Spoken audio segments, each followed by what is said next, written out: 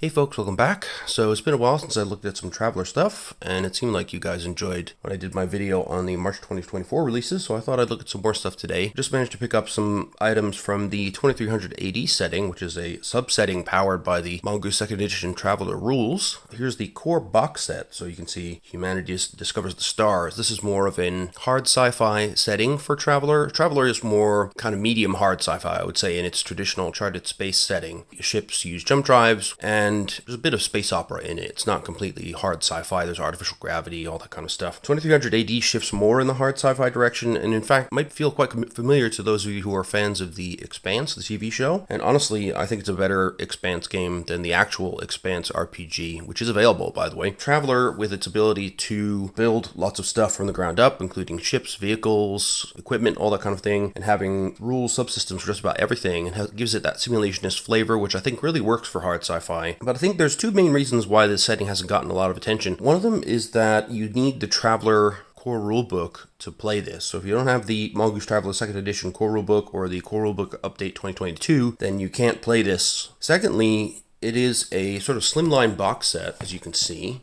So it doesn't take up too much space on the shelf, which is nice, but it's extremely expensive for the size. So if you look at the back here, so the MSRP is $99.99, which translates to £75 here in the UK. That's a lot of money, especially when you consider that box sets for Traveler 2E, like Element Class Cruisers, Deep Night Revelation, The Great Rift, which have a similar amount of content, are substantially cheaper, more around £50 to £60, and you can get them for even cheaper if you know the right place to look. So to have this be so expensive is a little bit annoying, I think, for people who might be interested in the setting. Secondly, it doesn't really need to be a box set. I mean, you have 3 books, but I really felt like it would be nice if they would have combined these 3 books into a single hardback with one big poster map in the back, which is what they typically do with all the sector supplements for Mongoose Traveler 2E anyway. It would have been their standard price point of £45, and it'd be a lot of an easier on-ramp for new players. That aside, I did manage to get a copy brand new for substantially cheaper than the MSRP via eBay, along with 2 supplements, and I'm on the hunt for the other 2 supplements that are out there as well. So the basic idea, as you can see here, is that 300 years from now, humanity is claiming worlds far from Earth, and there was a big Twilight War, so this game used to be linked explicitly to the GDW game Twilight UK, but now Twilight UK is owned by Free League Publishing, so there's a less explicit link there. So despite all these bad wars, humanity has held on and kept the dream alive, and so humanity, or at least what's left of humanity, starts to reach for the stars. So they describe this as a richly developed hard sci-fi universe, with ships spinning against the night as they're propelled by the starter warp drive, a true violation of physics as we now know it. So there's still some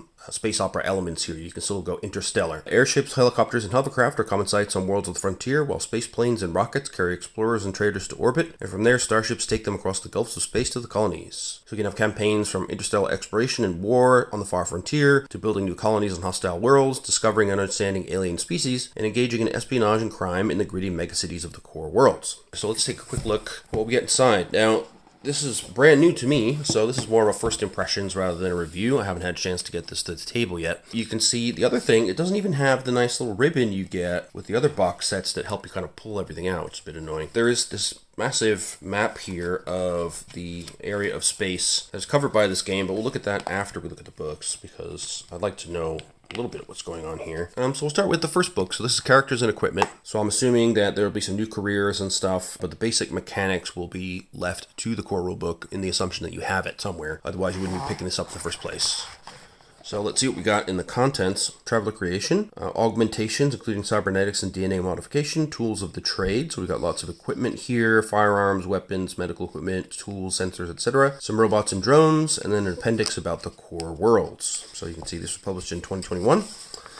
And here we have a smaller version of the map, which is on the giant poster here. So one good thing about this, if you find Traveler really intimidating because it is an enormous universe, this setting is much more manageable. So you have the Manchurian Arm, which is an area colonized by China. You have Sung Space, you have the American Arm, Kafer Space, so that's an alien species, the French Arm, Pentapod Space, which is another alien species. So there's a few alien races that have been encountered in our exploration so far, but there's a relatively small number of worlds overall compared to what you get in the Charted Space universe, where you have a huge number of sectors all packed with inhabited worlds and tons of stuff. So this is a little bit more manageable than that. So there's an intro to the setting here. Humanity has colonies on 32 Earth-like worlds with outposts on many more. Space is divided into 3 main arms, French, American, and Manchurian, each named for the dominant nation exploring it. The shape of these arms is dictated by the limitations inherent in the stutter warp effect, the engine that drives faster than light travel. The stutter warp has a maximum range of 7.7 light years. Beyond this range, drives can undergo a relaxation event, releasing a burst of heat and radiation that usually destroys the ship and kills the crew. Journeys from worlds at the center of human space and the worlds of the edge can take weeks or even months of travel. Situations on the frontier must be solved by local authorities using equipment and expertise on hand. So again, a little bit more realism here, where traveling in space is hard, it takes time, and if you're out there on the colonies in the frontier, pretty much on your own, because help could be weeks or months away. Note, however, that we're using warp travel here rather than jump travel, so that will make some interesting differences, I would imagine, in the exploration and combat aspects of traveling through space. So at the center of human space is the core, which contains the worlds of the Sol and the Alpha Beta Centauri systems. So to the people of the core, the humans of the frontier are alien, especially those who follow the soft path adapted through genetic engineering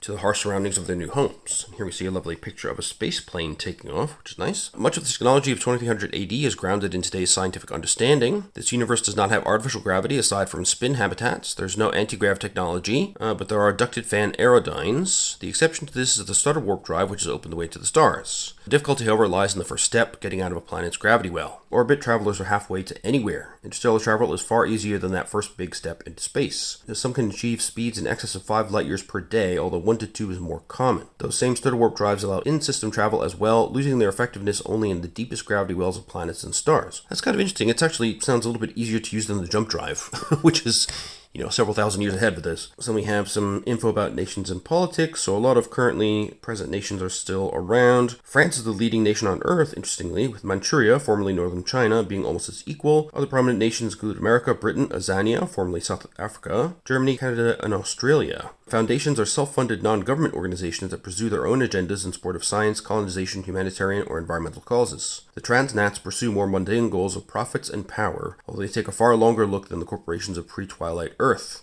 They talk about the ubiquity of computers and expert systems. We have 57 colonies on 32 worlds. And there are 6 other intelligent species, 2 of them starfaring, a 3rd with interplanetary capability, and a 4th that used to have starships until they bombed themselves back to the Stone Age. On top of these clearly intelligent species, there are many borderline cases, including some on Earth, where creatures may not have human-level intelligence but are clearly more than animals. These proto-intelligences enjoy protected status, and on Earth alone there are at least 15 such species, including elephants, dolphins, and the great apes. Despite 150 years of scanning the stars, there have been no signals from other civilizations, and even vast deep space arrays can find only tantalizing hints of other intelligent life. If there is intelligent life out there, it is either rare or in hiding. So one important point here is that although 2300 AD makes use of the Travel Core rulebook, it is not part of the Third Imperium universe. The levels and types of technology are different. 2300 AD has an emphasis on realistic technology. Starships tend to be also a lot smaller. Instead of the 50,000 ton cruisers so common in the Third Imperium, 2300 AD has 900 ton cruisers, with the largest ships being around 20,000 tons. Ships are also much more cramped, with a feeling more like submarines than ocean liners. Most technology varies between tech level 10 and 12.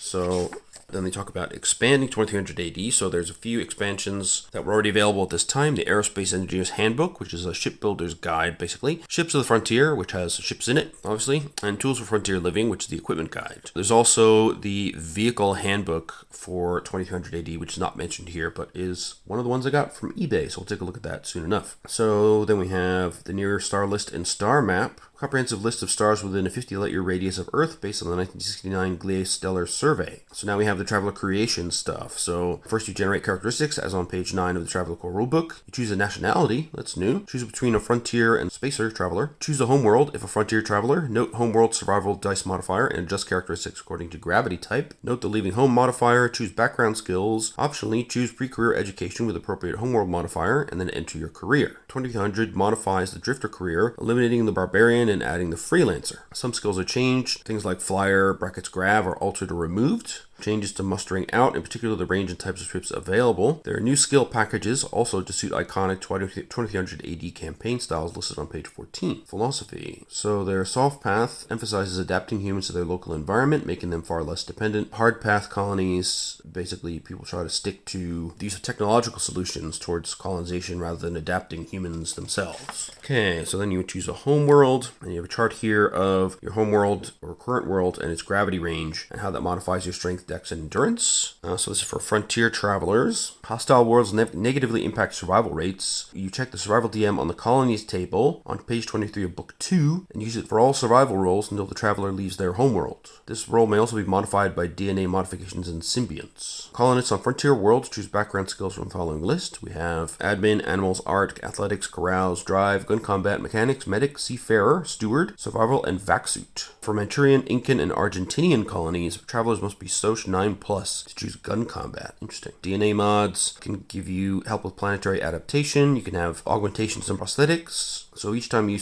roll a survival roll and get an accident or something, then you can get a prosthetic, either a limb or eyes. It starts with no special features but can later be upgraded. Pre-career education. So if you've got a home world, travelers suffer a DM-1 to benefit rolls when mustering out if they get educated off-world. The availability of home world pre-career education is strongly influenced by a colony's tech level. The home world pre-career admissions table provides a DM for pre-career education entry based on tech level. There you go. So tech level 12, which is the highest represented in the setting, then it's just a flat dice modifier for homeworld. If you're off-world, there's different tiers of pre-career admissions. All careers are available to travelers from the frontier. The only exceptions are for travelers from tier 5 or tier 6 colonies who could not take a space-based career, scouts, merchants, or navy in their first term. So then we have spacer travelers. They live either in zero-G or low-G environments, and they choose background skills from admin, art, athletics, carouse, electronics, engineer, mechanics, medic, pilot, steward, survival, and vac-suit. Almost all spacers will have the zero-G DNA modification. Those who spend their lives primarily in light or zero gravity may have the more hands variant, which alters the structure of their feet so they're more like hands and able to grasp and manipulate objects, so that's cool. Cybernetic limb augmentation is rare in most spacer societies, although there are exceptions. Neural jacks, augmented vision with flare compensation, and augmented reality implants, however, are very common. 80% of all spacers have these augmentations, and a traveler may gain them during their career. Space is a dangerous place, and all spacers suffer a DM-1 to survival rolls until they leave home. Higher education is rare in spaceless societies, so they suffer a DM-2 to enter pre-career education. All careers except Army are available to spacers for their first term. Army is only available from the second term onwards, and they suffer a DM-1 for entry. Spacers are natural nomads, and so have DM+2 on leaving home checks. So then we have languages, and there's a new language, Zargon, which is Russian for slang, a sort of common language that originated with Belters and spread to libertines. So it's a combination of bits of English, Mandarin, French, Russian, and Rom with broad sign language, which is often used during extravehicular activities. Makes sense? Sounds a lot like the Expanse, doesn't it? Most travelers will leave their homeworld at some point. For each term of their career, roll 2D. On a roll of 8+, they leave their homeworld. For Navy, Marines, and Merchants, there's a DM of +1 per term served, while Scouts have a DM of +2 per term served. They will not return during character generation. The average human lifespan is considerably longer than the average in the 21st century. Living till 120 is relatively common. Most people postpone retirement until they're in their 80s. So aging will start at 50 rather than 34. That's interesting. Okay, so mustering out benefits. A traveler on the hard path adds DM+1 to all benefit rolls, while a traveler on the soft path has DM-1. A traveler on the soft path that receives equipment as a mustering out benefit can opt to select an appropriate Neo-companion instead. All travelers begin play with a hand comp and link phone. Ship shares work the same as in Traveler. 500,000 somethings toward the purchase of a ship, but cannot be redeemed for cash. Instead of a ship's boat, you get an SLV-50 spaceplane or DC-30. Instead of a scout, you get a Trilon ISV-2. Instead of a free trader, you get a Thorez Courier. Instead of a lab ship, you get a Trilon Systems SSV-21. Instead of a yacht, you get a Martinique yacht. So unless a traveler musters out of a military career, they can have rifles and handguns only. If they have been belters or free traders, they can get a laser weapon. There's no equivalent to task membership, so count it as another ship share. Astrogation is used for stud warp routes and gravity captures an entering system instead of plotting jumps. Engineer J drive is replaced with Engineer Studded Warp. Flyer Grav is replaced with Flyer Vectored Thrust. They're very maneuverable, and flying them can be tricky. Traveler can choose only human languages unless they have spent 2 or more terms as a scout. Interesting. And science, you can remove psionicology as a specialty. All right, now we get some careers. So we got the Drifter. We have the new Freelancer sub-assignment here. So you're a professional who works contract to contract, skilled in technical work, but unable or unwilling to obtain steady employment. So you've got, Jack of all trades is there in personal development. That's always nice. Also in the Freelancer career, we've got Scavengers, get gun combat, vac-suit, astrogation, pilot small craft, service skills, get athletics, melee, recon, streetwise, stealth, and survival. And then in your ranks, you can gain things like profession 1, carouse 1, streetwise, vac-suit, profession belter or mechanic 1. You got your mishap tables and event tables. Mustering out benefits can be a contact, weapon, ally, weapon, EGU +1, ship share, or 2 ship shares. And there's your progress tables for progressing through the career. Then we've got the skill packages. So these are new packages after you've created all your travelers. So the troubleshooter package is for experienced professionals who solve problems for a corporation, government agency, or other organization. Electronics NE1, gun combat NE1, investigate 1, medic 1, melee NE1, recon 1, stealth 1, streetwise 1. Colonists, so you must survive the harsh challenges of the frontier world. So you get animals NE, drive NE, gun combat NE, mechanic, medic, navigation, recon, and survival. Remember, when you generate a group of travelers and you have these skill packages, basically you divide them between the members of the group. Focus the campaign in the direction that you're aiming for. We've got the Urbanites, so work in the streets of a technologically advanced but decadent urban environment. Carouse, computers, deception, gun combat NE, melee NE, stealth 1, and streetwise. Libertines, so these are free traders plying the spaceways. You get advocate, broker, deception, diplomat, engineering, gun combat NE, persuade, pilot, and streetwise. Or a corporate skill package, so it could be in the core or on the frontier. You get admin, advocate, deception, investigate, profession NE, science NE, and streetwise 1. Then they give a nice example here. So we have Jasmine Anderson ready to embark on a career. She gets her base stats. Nothing too exceptional, but she does have a couple of +1 DMs. She's Australian, chooses the colony on Kingsland as her home world. She chooses the soft path and gets some background skills, tries pre-career education, but doesn't get entrance. Then she tries off-world pre-career education. This time she chooses to attempt to attend a military academy, and she gets in. Just manages to graduate. She gets some training skills. So yeah, it's pretty typical. You can use the same careers that you have in the Traveler Core rulebook with the modified drifter and the additional steps added in 2300 AD, like choosing a nation and a philosophy and all that sort of stuff. It's really a nice full journey through Traveler creation, which is really helpful. So now we get into cybernetics and DNA mods. Let's see what these are like. Prosthetics versus cybernetics. So prosthetics are designed to duplicate the functionality of the original body part, while cybernetics augment it. Prosthetics are legal, while cybernetics are usually controlled. So there's sort of urban legends of black clinics. So these are kind of like Ripper Docs in a cyberpunk game, people that'll augment you even when they're not supposed to. We've got subdermal implants, augmented reality rig, linked to the optic nerve as a display device. You get a growler, specialized implant for communication with the EBERS. You get a personal area network. You can get an RFID chip, secure access to your home, car, and bank account. You get a skin watch implanted just on the skin of the forearm, kind of like a smartwatch built into your body. Subdermacomp is like a portable computer/3, including a link data connection. Cannot use normal plug-in program chips, but does include a special reader that can interface with Subdermacomp through an induction link, so you can still download programs. Takes up to 2 minutes per program. All right. Subdermatalk. So it's a small 15-kilometer range radio implanted behind the ear with a microphone placed outside the larynx. Transdermal link, implanted link phone with external access ports, typically linked to an AR rig, VID, or subcutaneous microphone. Then we have virtual input devices to VID, I just mentioned above. So it uses sensors implanted in the fingertips to determine input commands. So you can use virtual keyboards and stuff with your AR augments. Then we got implant augments. So the combat implant grants fast metabolism +1, store up to 4 surges. Each surge grants the tough +2 trait and increases the fast metabolism trait to fast metabolism +2. Requires 6 hours to restore a surge from the body's own resources. Alternatively, you can refill it from external sources. So you got a hypercharger, custom fabricated organ used to store endorphins that the body naturally produces. Replaces part of 1 kidney. So used to increase endurance, can be triggered at will. It can store 3 endurance surges, each of which will last 1d rounds. So receive a +3 bonus to your END and add 4 meters to your speed. Muscle implants, increase strength by up to +3. Each point of strength added after the first costs an additional 20,000 and will temporarily reduce dex by -1 for 1d weeks. Neural sheathing, you increase neural transmission rates using viruses and minimize signal loss. So the administration of the support chemicals determines dex improvement. You can improve dex by up to +3, and every point above the first costs an additional 50,000. At the end of the treatment, the traveler also receives the fast metabolism +1 trait in addition to the dex improvements.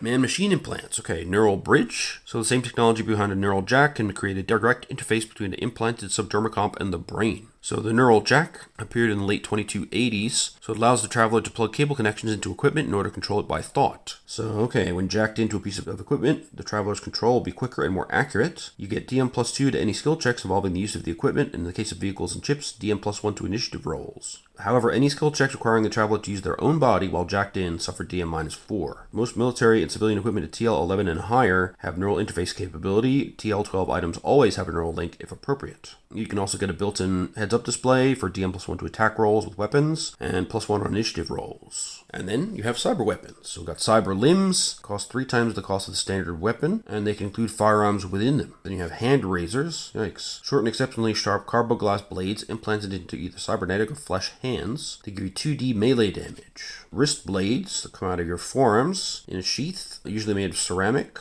Difficult but not impossible to detect with security scanners. So they do 3D damage, but they cost 50,000. Then we got cybernetics. So full cyborgs are very rare. There are only 61 known. So these are people that had their entire body replaced, basically. Okay. More recent innovations have allowed the use of what are effectively doll bodies. Although the process is much more difficult and requires more maintenance and support. Recipients of full body replacements do not thrive and require extensive therapy and supporting drugs to remain effective and sane. Cybernetic eyes are very common. You can add various enhancements. So color enhancement. So it's a DM +1 to recon checks. Data display, you get an AR rig in your eye. Flash proof, so it gives you protection like photosensitive goggles. Light intensification. Subtlety, so this makes it very hard for other people to detect that you have cybernetic eyes, which I guess could be useful. You could have telescopic vision, effectively equal to 40x binoculars. Oh, that's cool. You can get thermal imaging, so you can see gradation in temperatures, a common modification for Libertine and Belter crews. Cybernetic ears, and you can add to them, so they all can record sound for later playback, which is useful. Then you can add a high frequency acoustic sensor, +2 on all recon and investigate checks. Low frequency acoustic sensor, +2 on all recon and investigating checks with low frequency sounds. Sound dampener, can dampen unpleasant sounds or remove noise. Then your cybernetic limbs, they start with strength 5 for arms and endurance 5 for legs, can be improved up to a maximum of strength or endurance 16. So cybernetic arms, they give you the base cost, and per point of strength increase, you pay 10,000. So the cybernetic leg, they can allow a traveler to walk or run further, and they grant an alternative END for purposes of moving over long distances. For other tasks like taking damage or resisting environmental effects, they use the normal END of the traveler instead. Cyberlimb batteries. They can supply power to lift limb for up to 4 days, but they must be recharged. Cybernetic limb armor give you protection +2 each, which we combine with traditional armor. You can also have additional armor installed with a maximum of added protection of TL6. Then there's some info about maintaining your legs. You can add a layer of natural skin to make them look lifelike, granting +4 to all deception checks made to hide the nature of the cybernetic limb. Like being a cyborg requires some sneakiness. So DNA mods, alright. So these are used by the soft path people. Transhumanism, of course, is really into this sort of stuff. So transhumanism is that humanity has developed the tools to improve itself and should go ahead and do it far beyond the minor tweaks done so far. So they want superintelligence, immortality, perfect health, etc. Now there are some difficulty with these, so DNAMs can be rejected. So you may need to make a endurance check for a minor modification or a routine check for a major one. If you're unconscious and under observation for the first week, you get DM +2. If it's rejected, you can be tried again with a further DM -1. However, if it's failed the second time, you can't be retried. If it is retried a third time, you'll likely get very sick, even if you make the endurance check, and will suffer 2D damage. If they fail the rejection check, the result is often death due to massive shock and rapidly metastasizing cancers and teratomas. A difficult 10+ endurance check must be succeeded to avoid death. You can also have multiple DNA modifications, but it's generally not a good idea. And these teratomas reduce endurance by -1 until removed. So they're a type of tumor that contains anomalous tissue, like teeth, fingernails, and sometimes even whole structures like fingers and eyeballs. Well, that's gross. So you can have a dry world modification.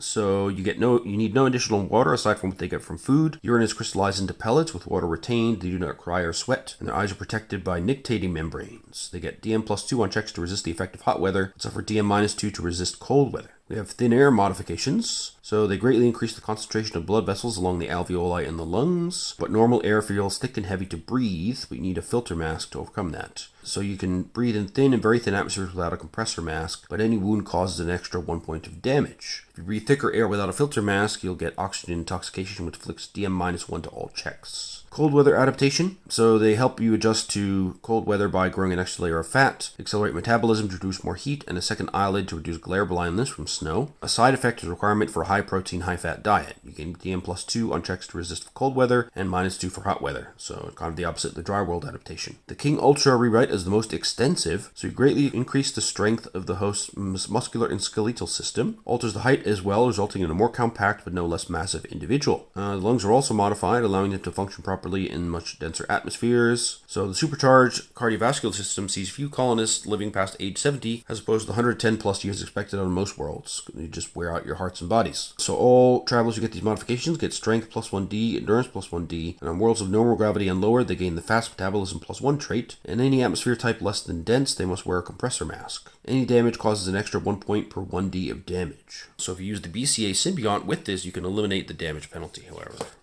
Alright. Then we have space adaptation modifications. So they alter skeletal muscle structure so it's more responsive to exercise and better resists the loss of muscle density common to zero-G environments. So you get a +1 to strength in normal gravity and +2 in high gravity. It helps to avoid muscle and bone loss on long space voyages, granting DM +4 to zero-G muscle atrophy checks. Micro G, more hands. So this is what gives you hand-like feet, commonly used among belters and libertines, uncomfortable to walk on. See a picture here, it's quite creepy. Planetary environmental adaptation. Okay, each package is tailored to a specific world to address its planetary adaptation syndrome. So you get DM +4 to all planetary adaptation syndrome checks for the world for which it was designed. Hot weather adaptation, so you get increased height, darken the skin, minor water saving measures. DM +3 on checks to resist the effects of hot weather. DM -2 for cold weather. You need very little water, about 500 milliliters per day. Triton Ultra is adapted for life in deep, cold oceans. Okay, so you can live comfortably underwater, yet interact on land as well. You get amphibious, enhanced senses, and tough traits, along with the same resistance to cold as cold weather adaptation. You can breathe indefinitely underwater if the water is artificially oxygenated. Gender reassignment on a genetic level. You could do retrograde modification to remove all existing DNA modifications. So there's some complications there, of course. Then you've got symbionts. So these are genetically engineered microorganisms designed to coexist in a traveler's body and provide environmental support. So you have arterial maintenance symbionts. So they are blood cleaners, granting DM +2 to aging rolls. Atmospheric filter symbionts, AFS. They neutralize toxins that affect a person through skin contact. You have to reinfect yourselves if you go off world, though. Grants DM +2 to PAS checks. Blood clotting agents reduce the severity of injuries, reduces damage from wounds by 1 point. Also eliminates the wound severity penalty for the King Ultra DNAM. Calcium fixing symbiont reduces the rate of bone decalcification in low and micro G environments. So you can get bone irregularities, though, if you get out of a micro-G environment. Digestive enhancing symbiont helps you to digest plant and animal matter on colony worlds. Okay, developed for a specific world. Can have some side effects, including gastric distress. Vitamin synthesizing symbiont, VSS. This allows you to naturally generate vitamin B complex, and then vitamin C and vitamin K. Gives you a +1 to PAS checks as well. It dwells in the gut. And then we get to tools of the trade. So here we have some equipment and stuff. Okay, currency. So they should have put this earlier, really. The economic clout has made the French livre the most common internationally traded currency. Okay, so 1 livre is 1 credit from Traveler. Fair enough. You'll find that many items of appropriate tech level can be used for other Traveler publications, such as Central Supply Catalog. Oh, that's handy. Wilderness survival stuff. Auto grapnel, so that's like a grappling hook. Shoots out external frame backpacks, climbing kits, cold weather clothing, compact rations, flares, goggles, diving gear. So pretty typical stuff for wilderness exploration. Inflatable shelters, large, so they have enclosed rooms. Inflatable shelters small, can house 4 people with 2 sleeping rooms. Pressure tents provide shelter and life support in vacuum environments. It has a small airlock and a life support system, good for 12-person days. Then you have a respirator for unhealthy atmospheres. Grants DM +1 to endurance checks involving atmospheric taints. Thermal visual camouflage. Oh, there you go. So it's got a camouflage smock that can adjust heat output to match the surroundings. You can get water purifiers to purify natural water sources and recycle biological wastewater. And you got general tools, so mechanical toolkits, basic mechanical tasks but not for vehicles or spacecraft, construction tools for building stuff, electronic repair tools for repairing stuff, excavating tools, useful for colonists, locksmith kits, and you typically need a license to carry a lockpick set as well. Power hand tools and replacement battery, so you got stuff like chainsaws and things. Vehicle maintenance tools, specialized tools for repair and maintenance of vehicles. Electronic security system kit, so this is designed to circumvent security and is usually even more illegal to own than a locksmith kit. 3 different levels of those. Tech level 11 gives you DM +4 on bypassing the security. That's cool. Is there a tech level 12 one as well? No, I guess not. Special equipment. So the spinner, this is an exceptionally strong carbon monofilament line. So it's got a wire blade capable of cutting the line. If stretched taut, the cable can inflict up to 3D damage and ignores non-rigid and inertial armors. The stick kit is a disposable adhesive patch about the size of a human hand. So it's not a conventional adhesive. They adhere to almost anything except PTFE plastics like Teflon in almost any environment. They can Can be used for anything from patching holes to mounting wall fixtures. You got the deteriorate, so it's a uniform set of fasteners. You need this multi-tool, and light vehicles use the smallest gauge. Heavy vehicles typically require all three. And you got some sensors, so base camp security sensors. Effective recon 2 to detect intruders in a range of 500 meters for ground targets and 5 kilometers for aerial targets. You got visual binoculars, adjustable magnification from 1 through 50x. Large lifeform detector is an IR sensor, but of course you could have a camouflage cloak to try and avoid that. DM+1 to recon checks made to spot anything warmer than the ambient background temperature. Range increment of 100 meters. The Farseer binoculars incorporates both active and passive range finding and light amplification in one sturdy armored housing. It's for 800 livre. Superconducting electromagnetic sensor, SCEMS, can detect any sort of electromagnetic energy from the firing of vehicle spark plugs to the burst of a Gauss weapon. Okay, range of 1,000 meters. Useful as well.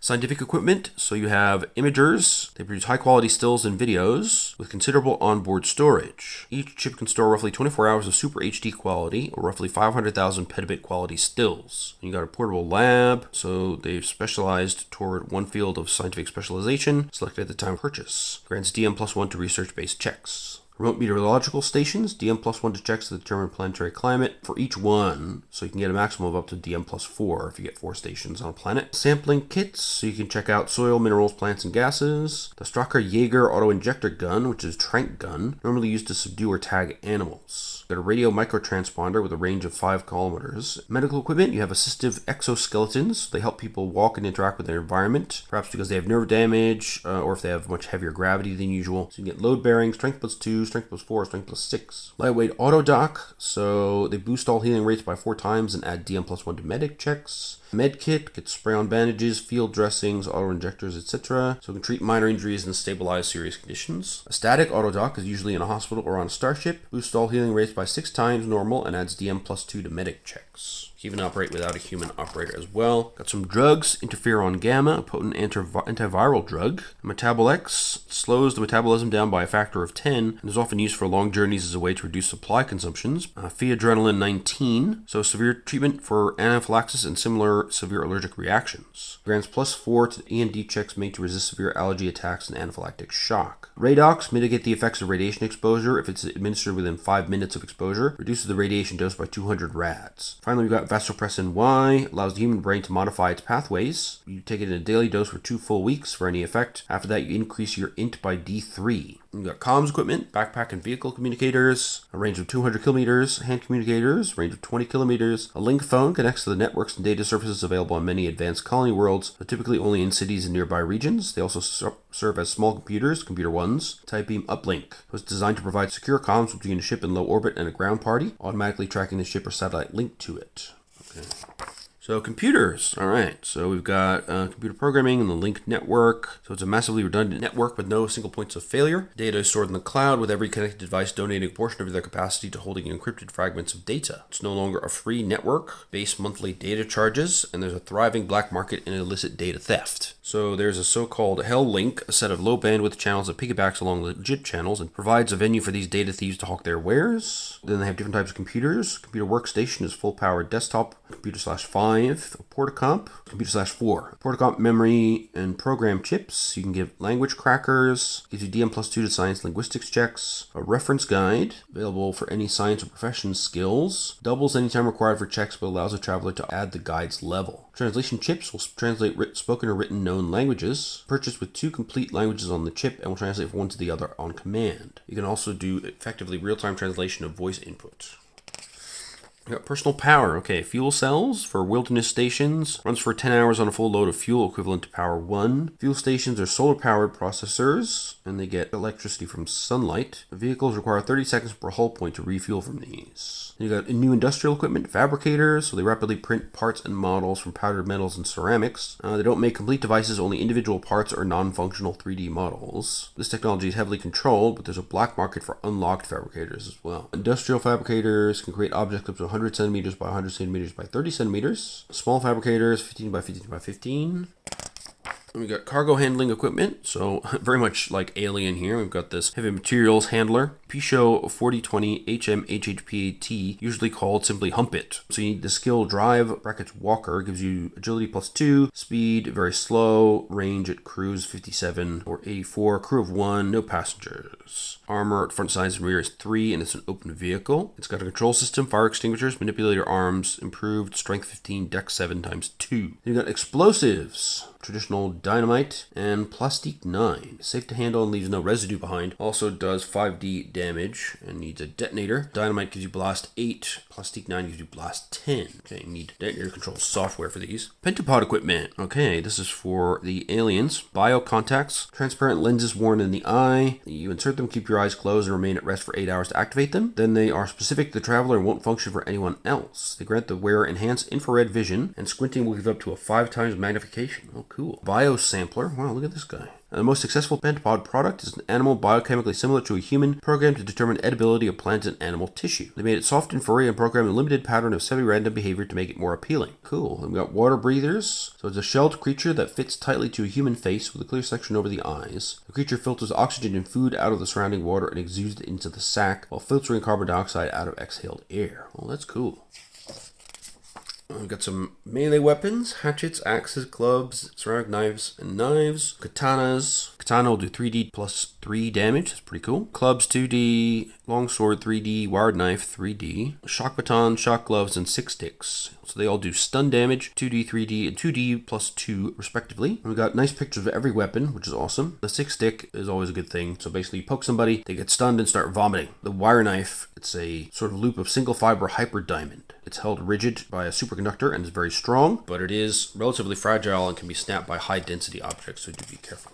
Got some firearms as well, so conventional firearms, virtually all civilian guns and all handguns. Binary propellant firearms, they have a bullet and a separate set of gas propellants. The main advantage is that the compressed gases are much less bulky than conventional rounds, and an individual soldier can carry more ammunition. And Gauss rifles use linear magnetic accelerators to fire fin-stabilized flechettes. They're not often used in airless environments. Virtually all rifles incorporate basic optical sights. Most long-range rifles also have a laser rangefinder. And there's some current service rifles. The FTE-10 for French squads. Gauss sniper rifle, 20 rounds per minute. 10-round box magazine, separately loaded 30-round power cell. FAM-90 Gauss rifle, single-shot high velocity, giving good accuracy. We have the Rortman SK-19 for the German army. They have a integral 30mm grenade launcher in the stock below the barrel. That's cool. So does the Guard FAM-90, by the way, 30mm grenade launcher.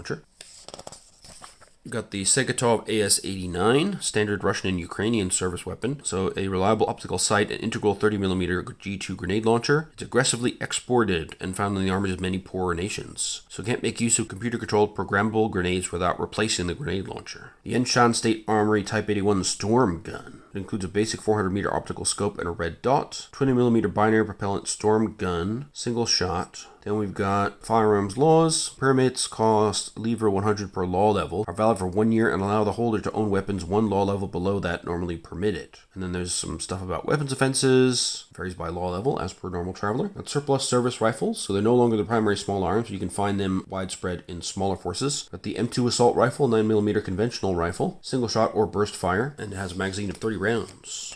Not bad. Got the Strocker SG-77, 5.5mm conventional assault rifle. We have the Wu Beijing Type 49 assault rifle, 7.5mm, single shot or burst, again, 25 round magazine. SG-77 does 3D, Type 49, 3D plus 2. Guard FC-68.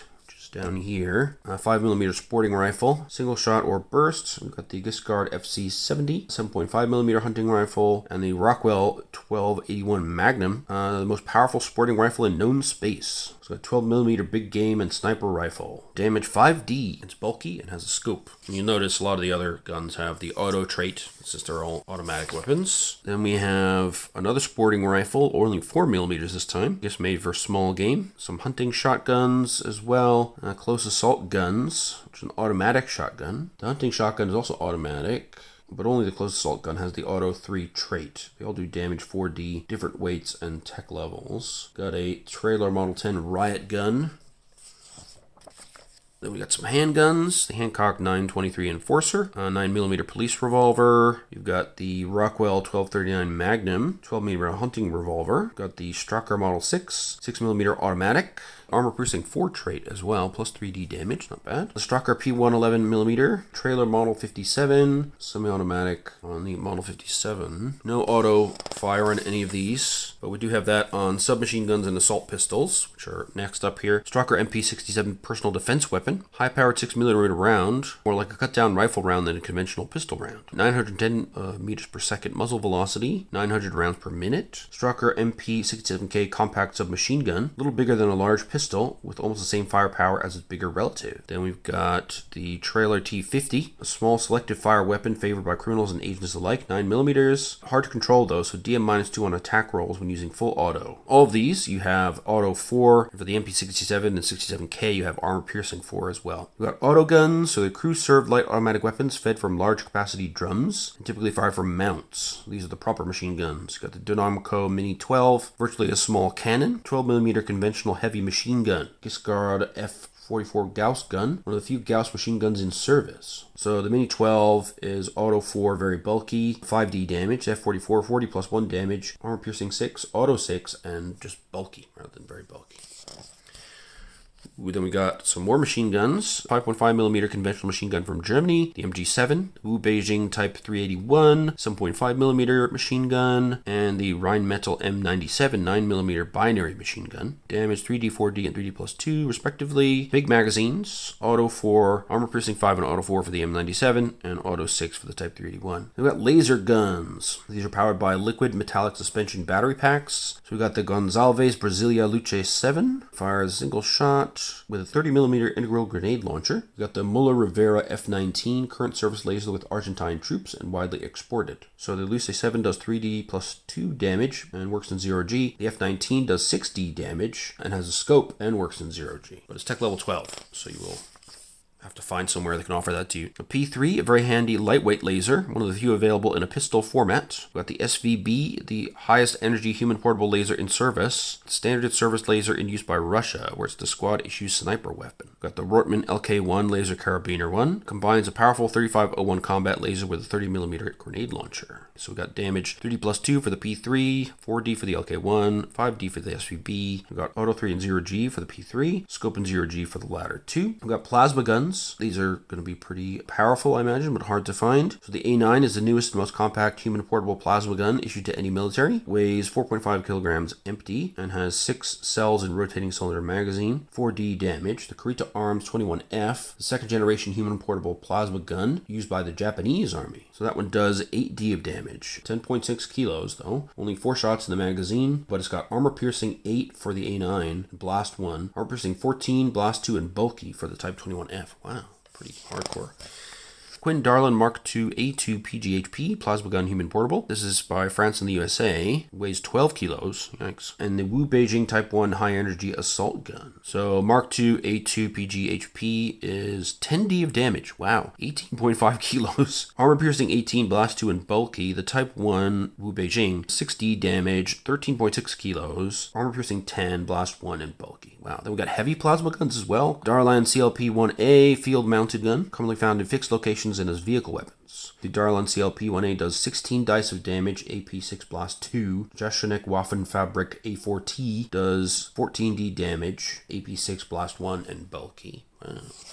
We got the Type 12 autocannon heavy weapon built by Japan. Got 50 round drums, 60 of damage, armor piercing 8 and auto 4. Fast firing autocannon. We've got non-lethal weapons. We have the Brandt Audionique AS3. It's a sonic stunner. We have the Quinn Optronics Restraint Carbine. It's a sonic stun police carbine. The AS3 does 2d2 plus 2 stun damage, and the Restraint Carbine does 3d plus 2 auto 3 and stun.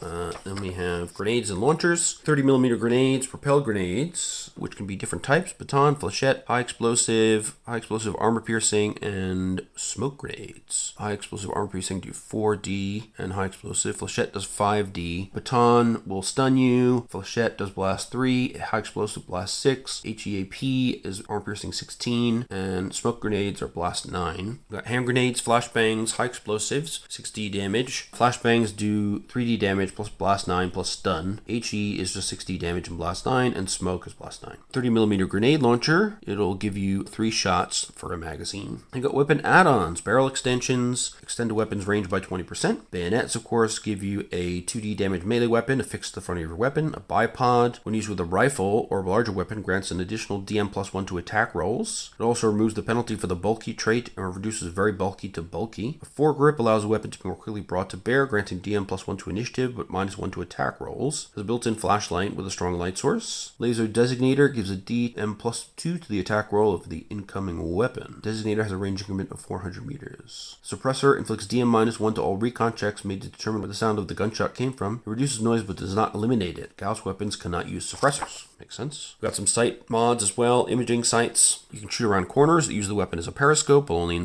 exposing your hand. A laser sight grants rapid and more accurate target acquisition, plus 1 to attack rolls at short range, and at all ranges if combined with a telescopic sight. DM plus 1 to recon checks when used to spot the shooter. Red dot sight uses a small non-magnifying scope on top of the weapon with a large lens area. DM plus 1 to attack rolls, but only at less than long range. Skems overlay, you get an image of any radio frequency activity, in particular leakage from electronic devices. Smart grenade sight reads exact distance to the target and feeds in range information to propel grenades, which then explode at the set distance, likely over a target or within a room. Plus 2 to attack rolls with compatible grenades. Telescopic sight gives the weapon the scope trait. We got personal armor and pressure suits. So armor jackets give you protection plus 6, no skill required. Fluidic G-suit gives you a protection plus 2. Protective vest is kind of a normal bulletproof vest, plus 5. Alright.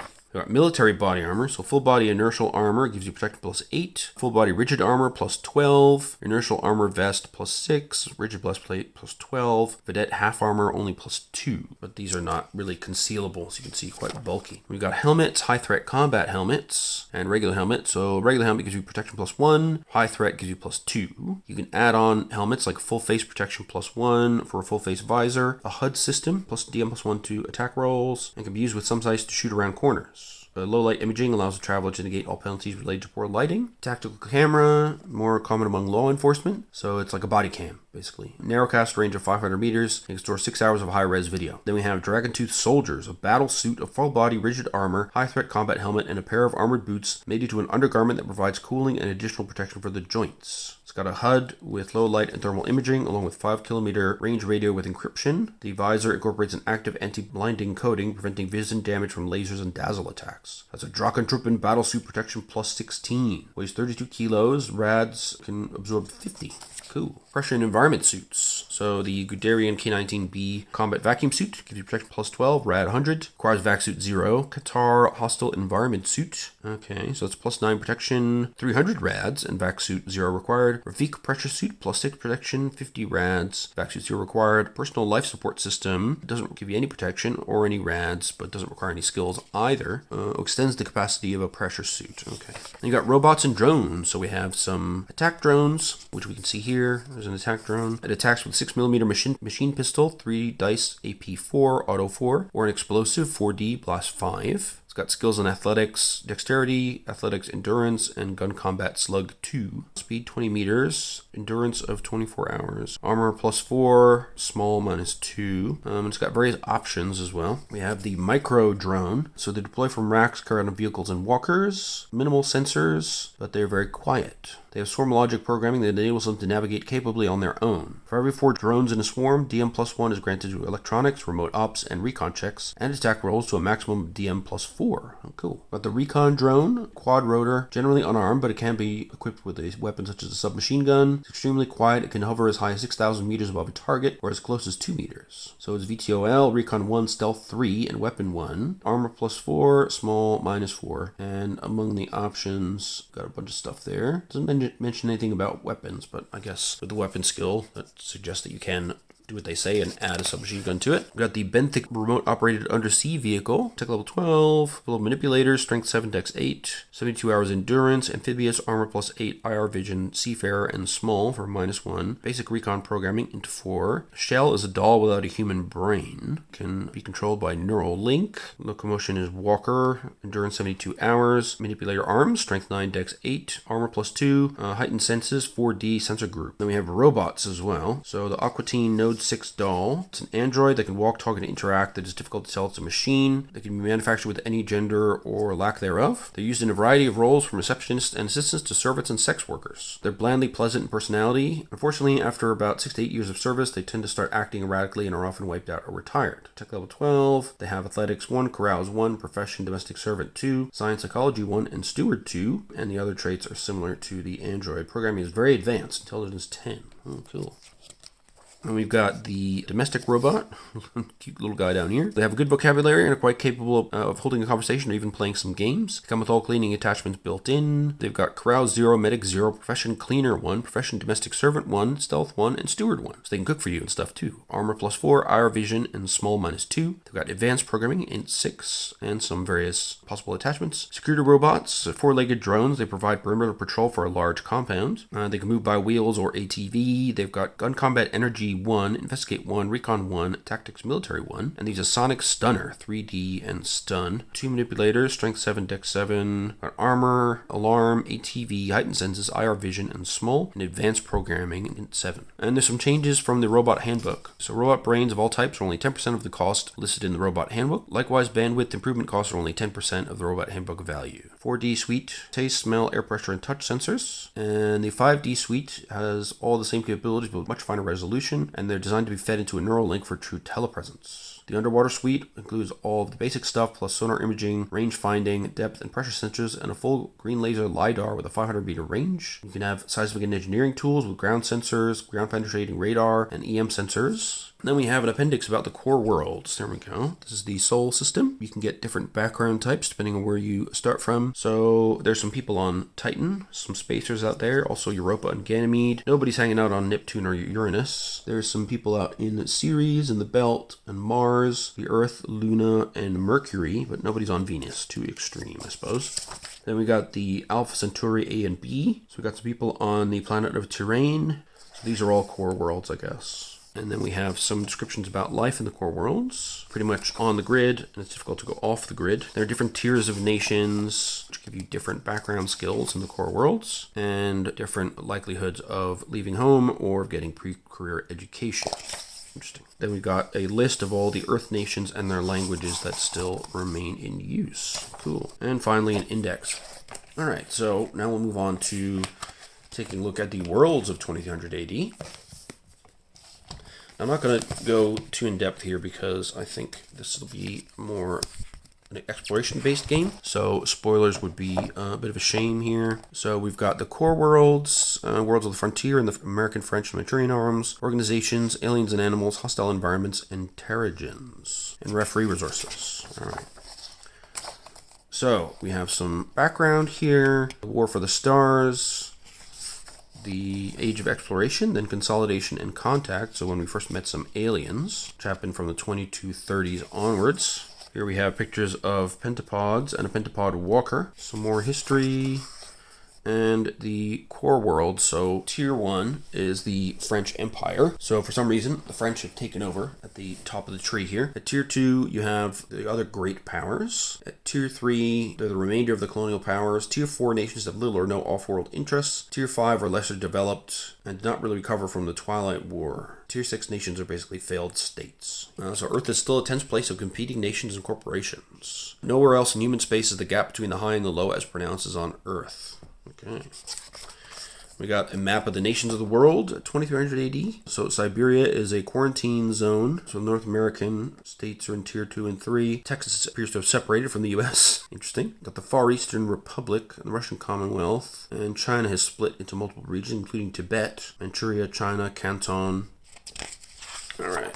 Then we have the human space circa 2300 AD. So there is Sol, Alpha Centauri, Barnard Star, and we start going further and further out to the American side of things. Then we have the Manchurian arm out here in green. Sung space is off this way. That's one of the aliens, I presume. Pentapod space is over here. We have the French arm, which is massive compared to the others. You can see why they're tier 1. And they end up bordering on Kafer space. And I believe there's going to be some kind of war campaign similar to the 5th Frontier War for charted space, which is going to use Kafers as the antagonists. And then we have a nice world map of some places beyond Earth. So this is terrain, like Earth's little sibling. This is out around Alpha Centauri A and B. So we get a nice map of the world here. You can see Totally different continent placement here. We've got American settlements, New Albion, British settlement. There's some spaceports, major cities, catapults, send you into space, solar panels, fusion plants, heavy industry, and there's mining, farming, and military bases as well. Nice detail on these. Very cool. And they look very pretty as well, I have to say. Then we have Worlds of the Frontier. So again, we get into the hard versus soft path element here. Seems to be a key cultural distinction. And then we have the Universal Planetary Profile, which is used to provide basic physical and demographic data on a world. And then there are the Universal Colony Profiles. So these are used to describe individual colonies, or Universal National Profile. So on the Planetary Profile, you get kind of the overview, the starport type, the low level, the world population, atmosphere, etc. But for individual colonies on that world, which could be of different nations or built by different foundations or whatever, then they will have their own Universal Colony Profile. It's cool. So they get a tier as well from 1 to 6, which is typically linked to their originating power, I would imagine.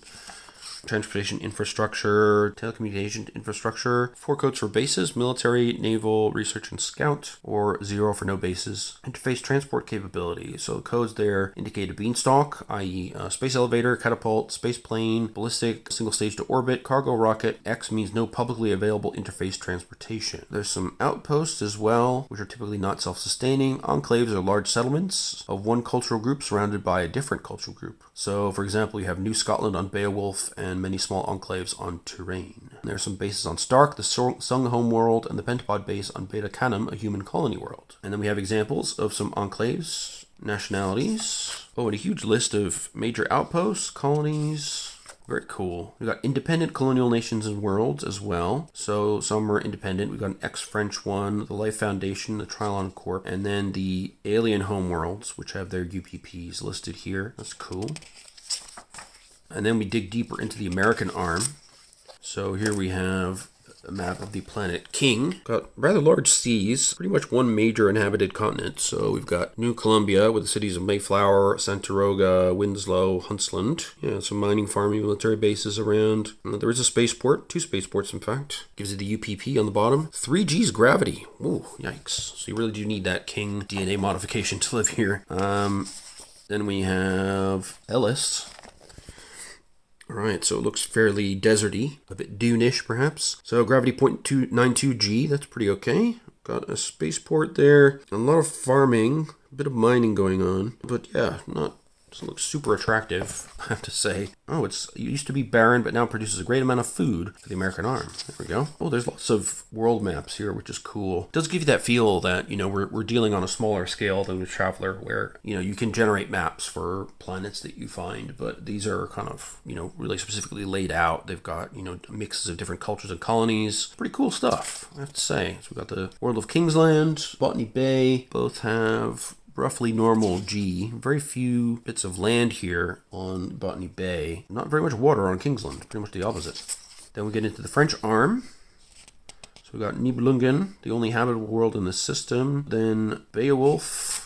So here's a map of Nibelungen on the night side. So it must be tidal locked. The night side is always frozen, and the other side is constantly under sunlight, I would guess. And then we have Beowulf, 1.05 Gs. Got a couple of big continents there. Looks like some frozen-ass mountains going around there. That's pretty cool.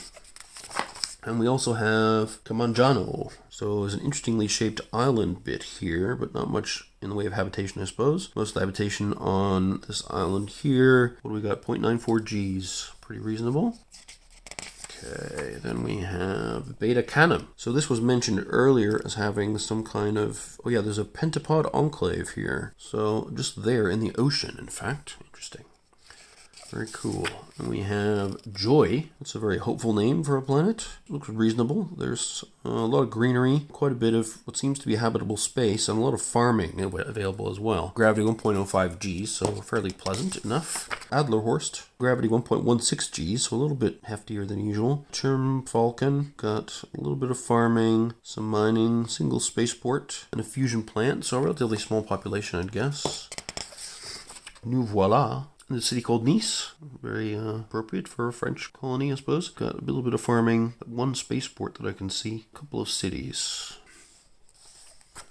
Then we've got Dunkelheim. Gravity 0.6 Gs, so quite low. Get some nice basketball games going. You've got New Berlin, Goldberg, yeah, a little bit of farming. More mining-centric here, it seems like. And a place called Camp D. So 3 major cities there. Not much in the way of power generation, so I guess I need some support. Here we have Hochbaden. So gravity 0.29 Gs, must be some kind of small moon. There's the city of Sterninkappel on the central uplands. Another city over here with no name. We've got Grabenstadt, Colony 2, Colony 2, and the Southern Depression. So this does look like a moon of some description.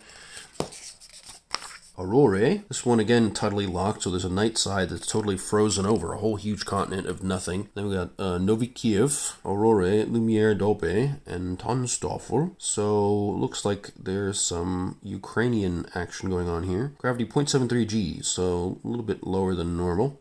Okay, then we have Sanssouci, Ville de Ver. So I guess this is a planet for skiers, 0.86 G. Looks like a lot of snowy mountains, 34.29 light years away from Earth.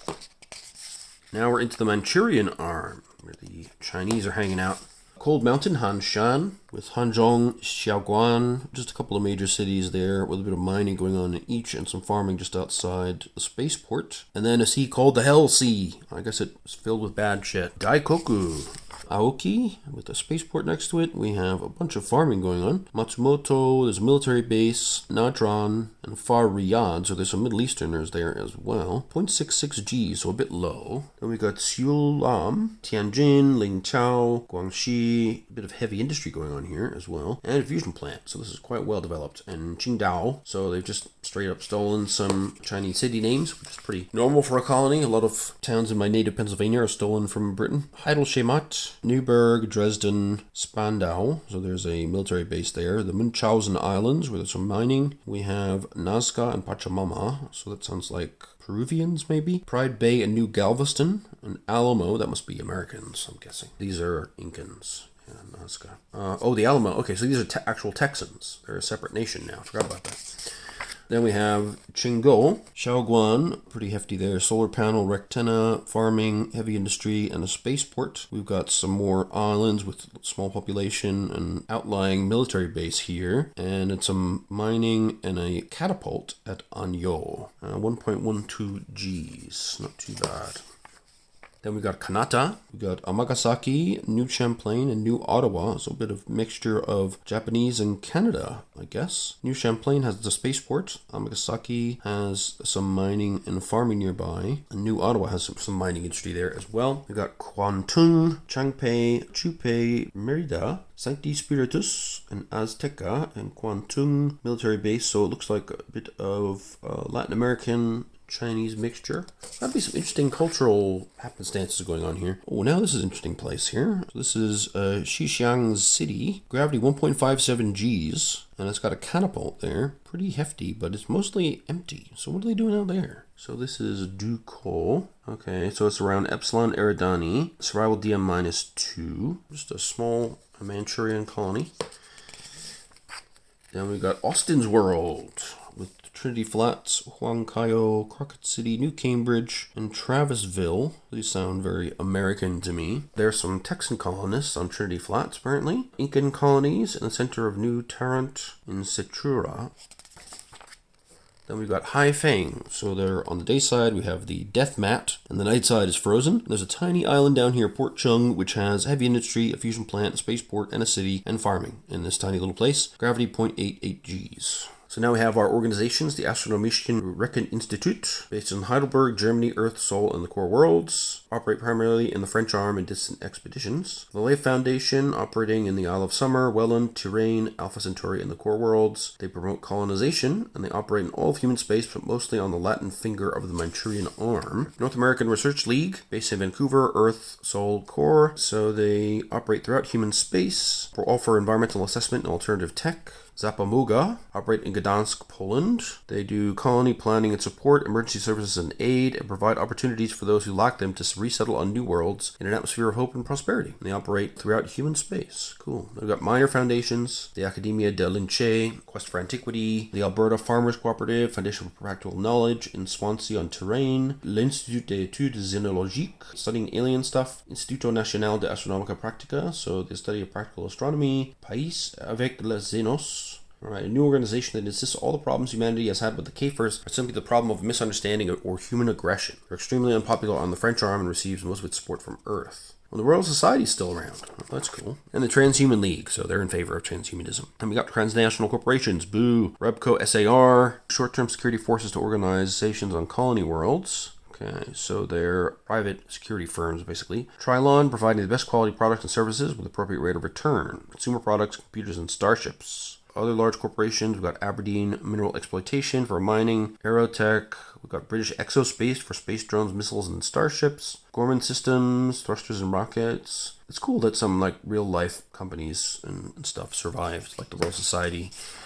Americo. Alright. They offer carbonated beverages, snack foods, personal grooming products, and smuggling. Far Ventures Biotools. Culture decidedly strange. Okay. Pentapod, sellers of biotools. Mission statement. Sell humans our best/wonderful tools. So joint human pentapod corporations. Then there's independent organizations. The free traders and independent haulers are known as the Libertines. A loosely affiliated group that can trace some of its roots to various nomadic communities. Then we got the Belters, who often work with libertines to undercut colonial markets, and some terrorist groups as well. Pro-evolution, they believe the reigning social order must be removed in order for humanity to realize its true destiny. Natural evolution is done. Humanity must finish the job. Okay, they're into cybernetics, prosthetics, and nihilistic terrorism.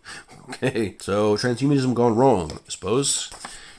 And we have the Children of Mao in Tibetan Plateau and Manchuria. China must be reunited and return to the teachings of Mao Zedong. They indulge in targeted terrorism, assassinations, and drug smuggling. Great deal of work behind the scenes. Terrorist actions throughout the Manchurian arm as well as the core. We've got Earth First, believes the colonies are a waste of resources. They target space travel infrastructure like spaceports, fuel facilities, and companies involved in supporting and operating spacecraft. Their culture is loud, bragging, and bigoted. Government and military organizations. We've got the British Pathfinders. They're based in Chester in Britain. They want to explore new worlds and open them for colonization, and they operate in the French arm. They're so renowned at their role that the term Pathfinder has become a generic term for initial colonial survey and preparation teams. 2e Bureau de l'État et Major Général. They're based in Algeria. They protect French interests and French citizens throughout human space, acting within legal framework set by the Chamber of Deputies authorized by the Emperor. Then we got the External Security Directorate, based in Denver, Colorado. So they preempt threats and further U.S. national security by collecting intelligence, producing objective analysis, conducting effective covert action as directed by the President, and safeguarding national secrets. Then we got the Le Contrôle de Quarantine Orbitale. So they ensure the biological integrity of Earth's ecosystem. So they search any and all craft entering terrestrial space to check for biological agents, fungus, blah, blah, blah. La Légion Étrangère, force projection, assault, and garrison forces, operating in the French arm. It's the French Foreign Legion. Esprit de corps is unmatched. Okay, you can join the Foreign Legion to get +1 for enlistment, but suffer -1 to all survival rolls. You automatically receive language French at 0 as part of basic training. Royal Aerospace Force, Aerospace Defense, Intelligence, Transportation, and Interface Operation. They operate on Earth and the British colony worlds. Royal Canadian Mounted Police, operating on Canada, of course, Canadian Outposts and Colonies, Stark and Chengdu. Tunstafel Free Legion, an independent private military corporation. In particular, they're worried about the alien threat of the Kafers. So they're under contract to the Tunstafel government, defending the colony's territory, citizens, and property. And the Texas Rangers, alright, based in Austin. And their mission statement, they investigate serious crimes, including public corruption, protecting Texan colonial borders and facilities. They also act as law enforcement liaisons with local populations, whether human or non-human. They operate in Texas and Texan colonies and outposts. And we have the United States Space Force, USSF, based at Goddard Station L4 in the cislunar space. A small but very professional and advanced organization. They operate in the core systems, American arm and French arm, so they concentrate on mobility and firepower in the form of fast missiles and armed drones. Alright, then we've got ranks in the French Army, Manchurian Guard, Royal Space Navy, US Space Force, Ukrainian Space Force, and the Tunstafel Free Legion. Then we've got aliens and animals. Here again we have the chronology of first contact. So we start with the Ebers. And this is their homeworld, I guess, of Cormoran. 82 Eridani, the name of the primary star. Gravity 1.46 Gs. Heavy bipedal creatures about 2 meters tall with thick, short legs, extremely long, thin arms, and no discernible heads. There's a sample townsperson, so they're quite strong. Strength 13. Wow. Good at admin, arts, brokering, carousing, melee blade, and steward. And they tend to use knives and matchlock pistols. Okay. Pentapods. They're defined by their technology, with genetically manipulated life forms forming the vast bulk of their tools and equipment. Much of this is clearly based on the pentapods themselves, which many find disquieting. Yep, and they look real alien. Definitely understand why they're called pentapods. 5-limbed amphibians standing about 1 meter tall. Their head is a bullet-shaped bony case housing the brain and main sensory organs. Humans realize that pentapods view themselves as machines, each individual filling its niche in the overall pentapod society. They have amphibious, fast metabolism, int +1, small, strength -2. Human relations, pentapods are engineered to have a more pleasing and soothing appearance. This is what most people think of as a typical pentapod. They got some stats for that as well. Now, what was the... Okay, so for an Eber, you get heightened senses, large +1, slow metabolism -1, strength +2, and tough. Now we have the Sung, first sapient alien species to be discovered by humans, and in many ways the most similar to us. The only sapient species yet discovered that is capable of natural flight, roughly comparable to humans in terms of technology. So their homeworld is Vashon, or Stark, as we call it. You can see a lot of established settlements there. Have the traits flyer, slow, UV vision, and they are small, -1. Then we have an example of a Sung trader. We have the Xiang, the most technologically backward species we know of. Similar in structure to Terran arthropods like crustaceans. So they have very little interest in advanced technology, but they have a keen, almost intuitive grasp of higher mathematics. They surround themselves with a wide variety of plants that show signs of definite manipulation, though likely of typical crossbreeding and hybridization. They get armor +2, endurance -2, heightened senses, int +2, IR vision, slow metabolism -2, natural weapons, bite D3. And we have sample stats for a Xiang artist, who has a very high dexterity of 13. They have the Kafirs. They look scary. Implacable, violent, and frightening. A great mystery to the humans of 2300 AD. Their technology is sturdier and bulkier than human equivalents, but nonetheless effective. The location of their homeworld is currently unknown. Very hostile, divided into a very small officer caste and the much larger trooper caste.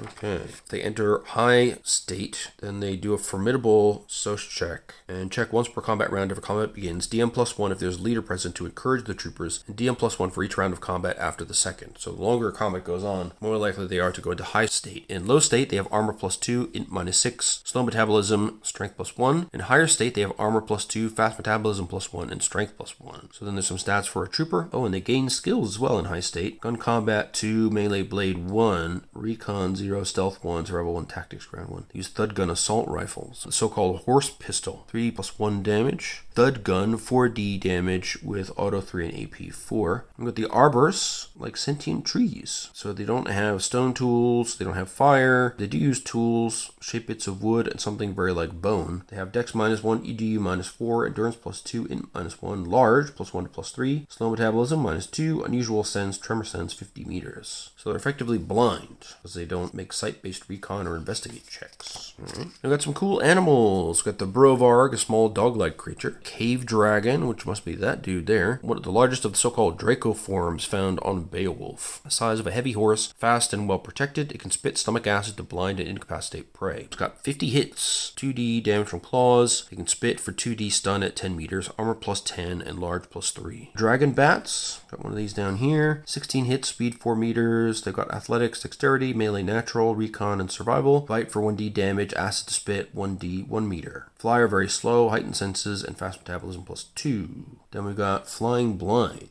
one of the most feared demons on Cold Mountain, a flat airborne creature which resembles a Chinese kite with the slats from a Venetian blind. Each blind edge is razor sharp and they attack by swooping into prey edge on. So they have athletics, dexterity 1, recon 1, stealth 3, slat blades do 2d of damage, armor piercing 4. They have the gossamer, camouflage, and flyer slow traits. Gatinhos de Seva, native to the Brazilian world of Paulo. They run in packs as they chase down their prey. So they've got melee natural 2, recon 1, survival 2, athletics 1, bite 1d damage, damage, fast metabolism, heightened senses, and IR vision. So they're not that damaging on their own, but they run in packs, so you have to be watchful of that. The Hell Shark. Oh my god. The greatest fear of the scouting teams on the panthalastic world of Haifeng. An excess of 100 meters long. Oh my god. Oh yeah, there's a little dude there. Look at that. With a gaping maw studded with 2-meter long teeth. The maw has 2 clusters of tentacles, one on either side, which grab prey and shove them into the maw to be torn apart by the teeth. Although there are larger creatures on Haifeng, none are as aggressive as the Hell Shark. 130 hits, speed 18 meters, athletics, strength 3, melee natural 2, recon 1, survival 1, maw 7d damage, 10 armor, echolocation to 200 meters, gigantic, heightened senses. We've got the Night Stalker on all 3 continents of Beta Canem as an apex predator. 15 hits, athletics, strength 2, melee natural 2, stealth 2, survival 1, recon 1, claws 1d, bite 1d, sting 1d, stun, heightened senses, and night vision. Got the Titan, a vicious plains hunter, native to Adlerhorst. It's a flightless bird analog that could reach speeds up to 80 kilometers per hour in the open. Prefers to strike from concealment. 45 hits, athletic strength 2, melee natural 2, recon 0, stealth 1, survival 1, talons for 2d damage, heightened senses and large plus 2. The White Wing, it's a large winged predator from Hermes. 10 hits, gun combat natural 1, melee natural 1, recon 1, survival 1. So they got 1d damage from claws. They can scream for 1 damage of stun at 5 meters. They can echolocate, fly slowly, and got heightened senses. When the Clever Dragon, the small lizard-like animal, is one of several non-terrestrial proto-intelligences. Smaller than a terrestrial gorilla, and some experts state they have developed a language. Japanese often also refer to them as Chibi Goji, Little Godzilla. 10 hits, athletics, dexterity 1, recon 1, stealth 2, survival 1, claws D3, clever, and heightened senses. That's adorable. It does look like a mini Godzilla, doesn't it? Then we have Foos, Legends of the Spaceways. So these are reportedly spherical ships with insect-like wings. Unfortunately, there are never accurate recordings of these sightings. Interestingly, the reports are unusually consistent from both the American and French arms. They have explanations of all the traits and stuff as well. Then we've got some information about hostile environments, planetary habitability, biological compatibility, planetary adaptation syndrome. So it's a catch-all term that covers the myriad ways that human physiology and psychology is affected by life in alien environments. Subtract 1 from the World Survival Check DM to determine the DM used for the PAS check.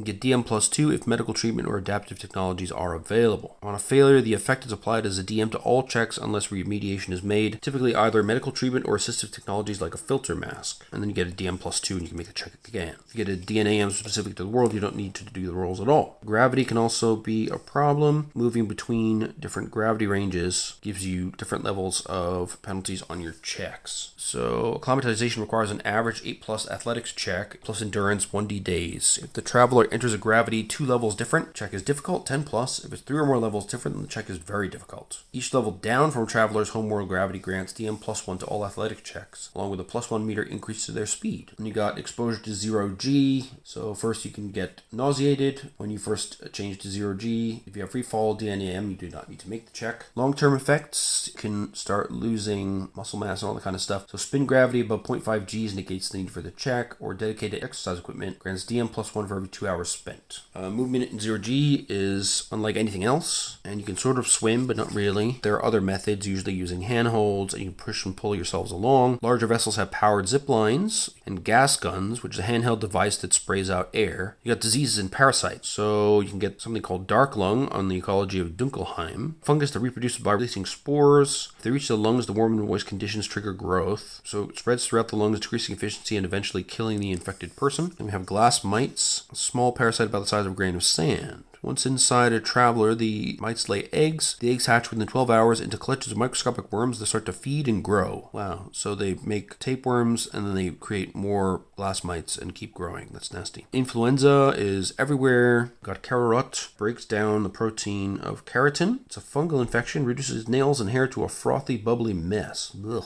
Very uncomfortable, constant itchiness and a foul odor, and also looks disgusting. Sludge skin develops on Kilimanjaro among long-haul crew on skimmer ships. So the sludge causes no pain, but once within flesh starts to destroy the surrounding tissue, creating a pool of liquid under the skin that slowly eats its way through. It can be fatal, but is usually caught quickly. Also the wasting plague on New Voilà, a virulent plague which broke out in the early years of colonization and spread to 2 other worlds before being contained and cured. Damaged cellular mitochondria, resulting in an impaired ability to create ATP, source of energy in a cell. So the subject would slowly waste away despite having adequate nutrients. We've got all the diseases, their endurance check difficulties to resist, the damage they do, and the intervals over which they do that damage.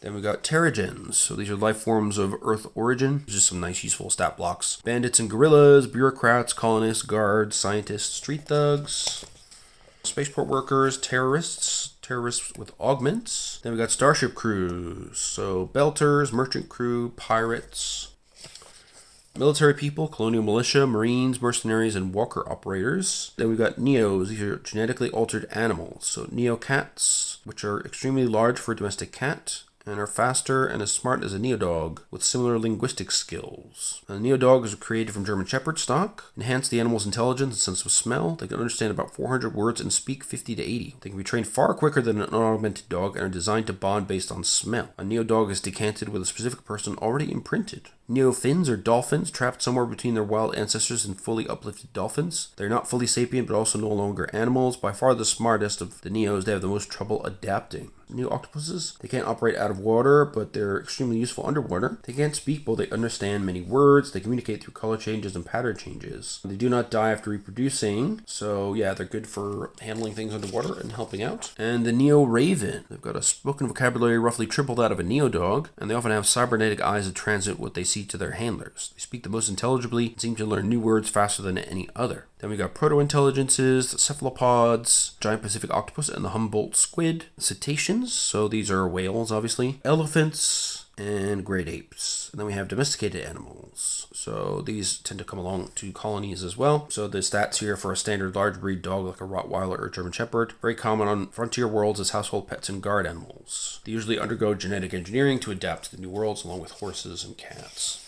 Then we got referee resources, so type of campaigns you can have, exploration and alien contact, mercenaries, be fighting against other human factions or dealing with Kafers, the aliens, space military, so you'd need to think about, how deep you want to go into this, whether you'd want to use like element class cruisers type detail and do proper space fleets and stuff. Troubleshooting campaigns revolve around mystery and violence, so they can encompass just about any sort of job. And then you have trade and commerce-based campaigns. So if you're part of libertine traders, you could do that. Or counterterrorism if you want to deal with taking out pro-evolution. And sources of conflict are many. Of course, you got the core versus the frontier. So the core worlds think that the frontier is draining their resources, and the frontier thinks that the core doesn't treat them seriously enough. And then you have organizations versus independence. So we see a bit of that split happening already. Of course, you have these hard path versus soft path for the humans, and humans versus aliens. So they're factions within the pentapods. The Sung have certain demands. The Kafers are always hostile. Then you've got transhumanists versus baseline humans, and the national rivalries as well. So quite a lot to work with for setting a campaign. And finally, the last book, we've got Vehicles and Spacecraft. Pretty chunky, this one. Again, I'm not going to go super deep here into stats and things, but let's take a look at what's available and get a sense for how it differs from baseline Traveler. Of course, tech level is lower. Got some familiar looking ground vehicles, motorcycles, personal ATVs, compact cars, utility vans, heavy trucks, Explorer X ATV, small hovercraft, Bridgeport Swift Warbird, added a jump jet to the basic Songbird frame, civilian aircraft, so they're air cars, that's pretty cool. They operate on earth and terrain under Trafcon control. These are Aerodyne flyers. We have the UV-7 Howie light transport. We have the WSP-50 Wasp dynamic helicopter, Panavia CL-800 Loadmaster. This one's just standard flyer. This is a rotor flyer, and the light transport is a regular wing flyer as well. Then we have light-duty airships. That's cool. Useful in remote regions like Canada's northern wilderness. Got civilian watercraft, Wave Rider runabouts, military ground vehicles. We've got air cushion-based APC. It's got a limited jump jet capability as well. So it's called the Kangaroo, I guess, for that reason. Got anti-missile systems, small turrets, 2 ball mounts, and 2 gun ports on either side. Can carry a heavy plasma gun, 25mm autocannon, heavy machine gun, explosive belt, and anti-missile system. Link's armored scout vehicle. They also have missiles, 25mm ACs, machine guns, and anti-missile systems. We've got military aircraft, so we have tilt rotor transports, the CV-160. Yeah, 2 different tilt rotor aircraft. Then we have an X-Wing gunship. It has a locking X-Wing rotor which spins up to provide rotary flight, so it combines the best of both worlds. It has a neural interface as well.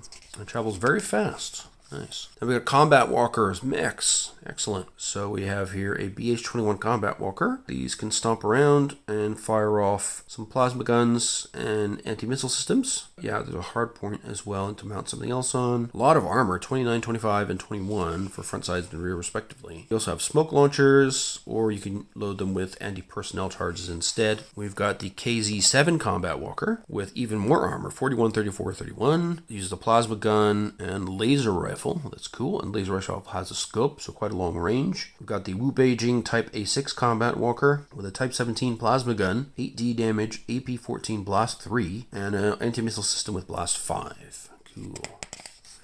And loads of vehicle options, so walker hardpoints, combat walker options, ultralight walkers, vehicle options like neural interfaces, power plants, power storage, miscellaneous options for drone racks, winches, different types of weapon mounts, new weapon traits, how anti-missile systems work, small caliber weapons for vehicles, laser weapons for vehicles from blue-green laser cannons, which can fire underwater, Gatling lasers, heavy laser cannons, anti-armor and anti-aircraft weapon, and laser cannons. We've got plasma weapons, CLP-1A heavy plasma gun, which is 1DD, so you basically roll 1D and multiply by 10. And they all have good armor piercing because of plasma. They've got missiles, the Arrow 12 silhouette-seeking missile with a heavy HEAP warhead that punches through armor with AP-16. The Arrow 27, it's a smart missile, but no AP and one use, only 3D of damage. The Manta 1 has AP-20 and hyperkinetic, so it achieves Mach 5 shortly after launch. Cool. Then we have the Lux hyperkinetic missile and the Ohu large vehicle-mounted missile with 3 hyperkinetic submunitions. And there's bombs, 200 kilogram high explosive incendiary Wasp, which is an area denial cluster bomb, which is illegal now, but I guess not anymore in 2300. Fuel air bomb. These are thermobaric explosives. The Wasp warhead, which contains 400 grenade-sized bomblets. And of course depth charges to attack submarines and undersea installations.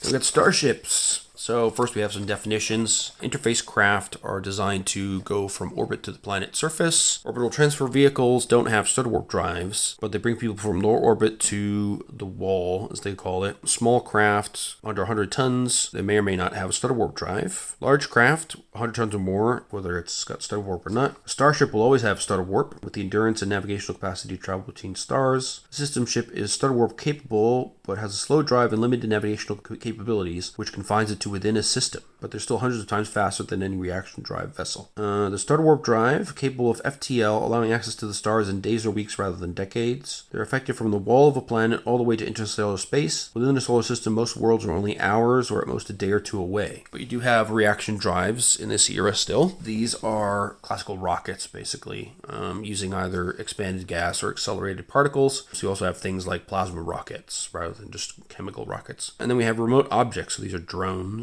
And then they talk about how interface operations work, so getting to and from orbit, and then orbital operations. The Beanstalk, that's a space elevator, as I mentioned before. So you just get in a passenger car, travel to orbit, so it just takes a few days to get up to orbit, and it's nice and smooth. So the wall, by the way, is the zone around a planet or star where the starter warp drive no longer works at all, necessitating the use of reaction drives. And then we have some common interface craft. So we've got the space plane, ballistic hulls, and airframes and lifting bodies. So the most common type of orbital transport is the space plane, a single stage to orbit ballistic craft. It just punches you right to orbit from the ground, but they're less versatile than space planes. Then you have disposable multi-stage rockets, still occasionally used for cargo and satellite launches on less developed worlds. Then you have the catapult, a magnetic induction track. It's a wingless, highly streamlined lifting body shell, heavily reinforced. The shell and its cargo are accelerated down the track at 300 G. Wow, reaching orbital insertion velocity within a few seconds. Okay, so you can't put a person in there, they'd just be chunky salsa. A high-energy laser array uses a high-power battery of lasers to superheat the atmosphere under a lift capsule or aircraft. Orbital zone extends from low orbit to the wall. So the low orbit altitude is equal to the world size times 30 kilometers. The wall's altitude is equal to the world size times 1500 kilometers. Then you've got geosynchronous orbit, some convenient ways to work out typical distances here. Then how you operate in atmosphere, boarding, launch, or re-entry. Then we have orbital operations, pilot certification, orbital maneuvering. Here they give you a nice illustration of the different main orbital zones. So low orbit, 240 kilometers. Starter warp wall starts at 12,000 kilometers, so once you get to that distance away, you can start a warp away. Geosynchronous orbit is at 32,000 kilometers, so much further out.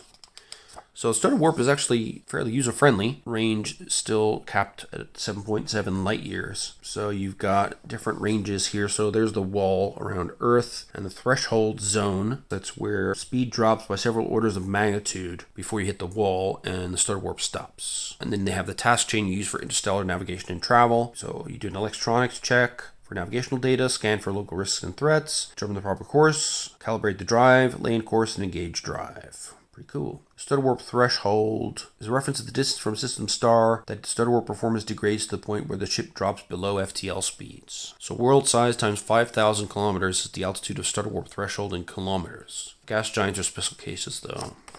Alright, then we got some example starter warp walls for different stellar types. Planetary capture, overdrive. So if you try to push past 7.7 light years, but failure can result in the total destruction of the ship. So that's no good. Once the ship arrives at the wall, then you can discharge the starter warp drive. Okay, so a full 7.7 light year voyage would take 44.2 hours to discharge. Some info on stellar classifications, the ship's computer, and the different possible softwares you can have. Of course, you can probably use some of the ones in High Guard as well, as long as you have the right tech level. Power plants, so basic ship systems and their power consumption. Reaction drives, thrusters require power, but rockets don't. Starter warp drive consumes a lot of power when it's in use, as do weapons, of course, and it varies by the type of weapon, all the way up to railguns at 60 power. Sensors and comms also use power, the more advanced they are. You can use as power plants fuel cells, MHD turbines, fission reactors, fusion reactors, solar panels, batteries, or some mix of all the above. And what's nice here is you actually have to worry about removing heat from the situation here, because vacuum is a near perfect insulator. So the heat generated by a ship system has to be radiated off somehow. You have these radiator panels that you extend out to let the heat escape from the ship systems. It slowly bleeds out into space, but it keeps your computers and everything else from overloading. You've got sensor time lag, telescopes, high scan, the use of sensor networks, buoys, drones, ships, and stations to create high-res scans of an entire star system. That's cool. Remote objects include sensor drones, combat drones, armed with multi-shot lasers or powerful bomb pump detonation lasers, sometimes called missiles by Americans. Then we got buoys, non-mobile navigation sensors. Some are armed space mines to guard discharge point stations and other critical areas. Then we got operating costs for different types of services, where you can find them in different classes of starports. Standard salaries for crew positions. The standard rate and the expert rate would be skill 3+, and it's per month. Wow. Okay, the trade chapter and traveler core can be used with 2200 AD, but interface charges are much more expensive. You got to deal with getting things down to the surface. And so they give you some idea of the cost here. Interstellar passage and freight. So cost per light year for high passage, middle passage, colony passage, cryo berth, and freight. And it gives you an example of Earth to terrain,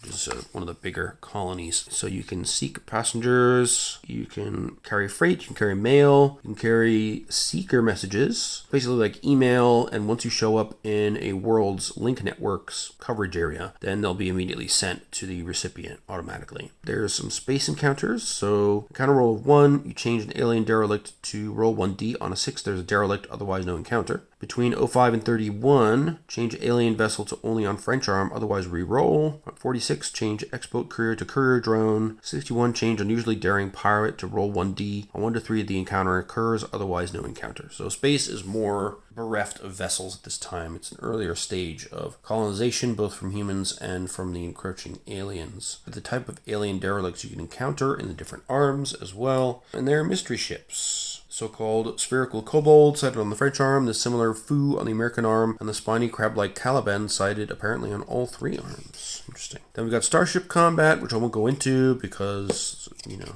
should probably watch Seth Skorkowski's discussion of these topics for regular traveler, and then come and read this to understand the changes. There are some different aspects here because we're using different types of spacecraft, less sophisticated weaponry, need to develop firing solutions and so forth. There are range modifiers, damage control, then the base signatures for ships depending on what is deployed. Got critical hits, which can hit surface fixtures. Radiators can take considerable damage. Eventually they lose their ability to dissipate heat though. And there's more critical hit info in the Aerospace Engineer's Handbook. Damn, we need to get that. So ships use the critical hit tables in the Traveler Core rulebook with a few exceptions. Replace J drive with stutter warp and M drive with reaction drive. Critical hits to stutter warp, instead of reducing thrust, attack speed is reduced by -1 per point of thrust lost. Reaction drives are very susceptible to damage, so the first hit renders the reaction drive inoperable until repaired, while the second effectively destroys it. Wow. So enemy actions. So these can be done with a simpler level of rules density than for the players, because they're just there to provide exciting drama and action. So this provides a nice alternative to the standard combat system if you want enemies to move a little bit faster. And there's a listing of space weaponry traits there as well. The types of weapons that are available. So detonation lasers are cool. Use a nuclear weapon to pump a crystal lattice to produce coherent X-ray lasers. They're very destructive, but also very short-ranged. We've got various types of laser weapons, combat drones. Okay, there's a detonation laser here on the Whiskey combat drone. 3D damage, blast 3, and radiation. The Ritage 2 uses a 144 kiloton nuclear warhead powering a single-shot X-ray laser, blast 6 with radiation. Submunitions, so these are nuclear bomb-pumped laser warheads. And you've got fire control, so you need target tracking arrays, UTES system available to France, the UK, and the US. Each weapon mount can engage targets independently of other weapons, and a drone controller if you're going to use drones, obviously. And defensive screens help blunt incoming laser fire. Electromagnetic fields hold a cloud of ablative composite and foil strips around a ship, absorbing laser fire, although they can also be depleted by it. Provide a negative DM on attack rolls made against screencraft equal to the rating of the screen. Each hit, regardless of damage, reduces the rating of the screen by 1. So you can replenish the screen with a reload, but only one at a time.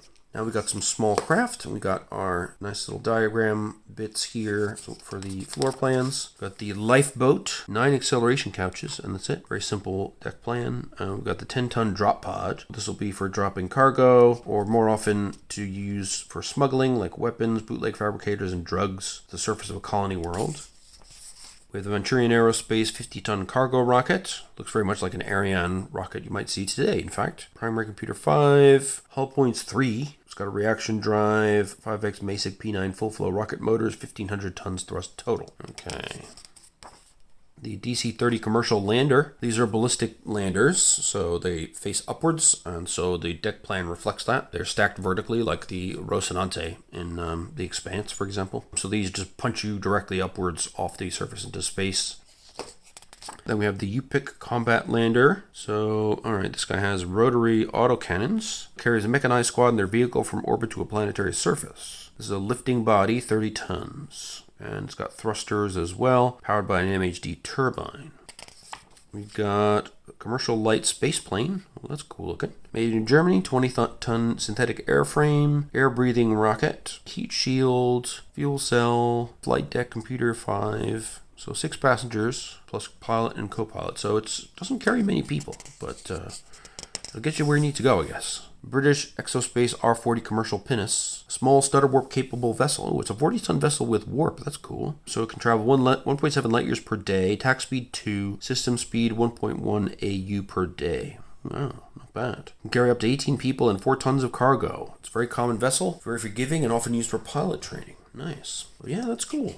So you can't have small craft with jump drives in Traveler. So it's neat to have these small craft with warp. So you've got the SLV-55 cutter, powered by MHD turbine. Got a reaction drive. It's a scout landing vessel, so a well-regarded lander for exploration and surveys. Typically carries a heavy ATV in a vehicle bay. Can carry 8 passengers and has 5 hull points. And we have the Martel 60-ton fighter. Look at that little guy. It's aggressively marketed and widely regarded as one of the best fighters in space. Armor of 8, OMS thruster advanced, 3.9 light years a day stutter warp as well, attack speed of 3, system speed 2.12 AU per day. Ooh, so it's very fast. Much faster than the pinnace. Built by France, needs 2 pilots, and has 7 hull points. Fixed mount EA 1000s times 2 with the UTES targeting system as well. We got our deck plans over here.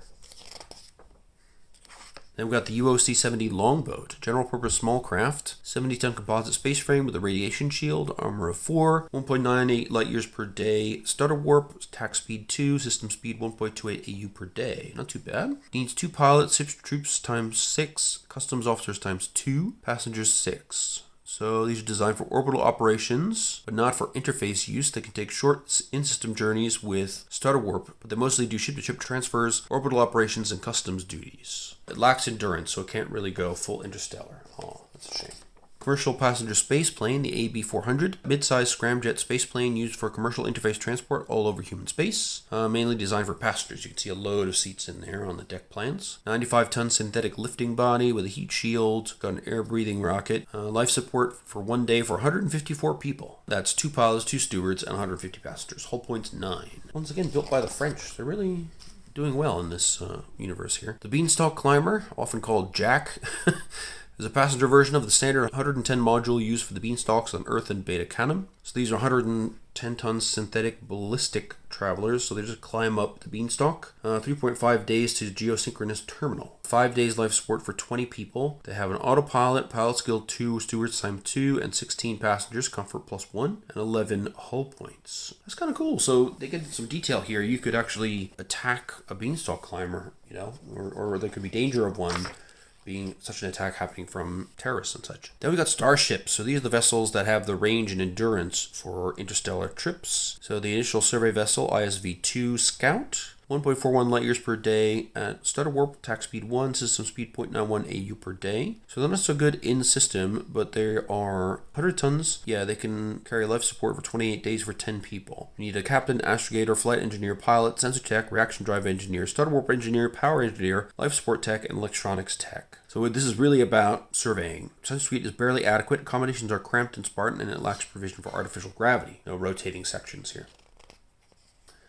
Then we have the Torres class courier, originally designed for short duration courier missions, but it's very flexible, so it's been adapted to many different jobs. Powered by air breathing thrusters, can be flown with a very small crew in non-commercial service. And it can also travel 1.29 light years per day, attack speed 1, system speed 0.83 AU per day, can carry 28 people for 28 days. And it's 200 tons with a radiation shield as well. Well, you really need a lot of crew on these things. I guess it's, with space travel being less automated, less sophisticated, you need a lot more people to get the basic jobs done. Then we have the Martinique class yacht. So 200-ton synthetic space frame, 1.32 light years per day, attack speed 1, system speed 0.8514 AU per day. Got some emergency power, computers. It's got spin capsules, so you can get a little bit of 0.15 G, not a huge amount. Software for starter warp control and a neural interface, and it can carry 20 people for 28 days. 13 crew, including stewards and pilots for the interface craft.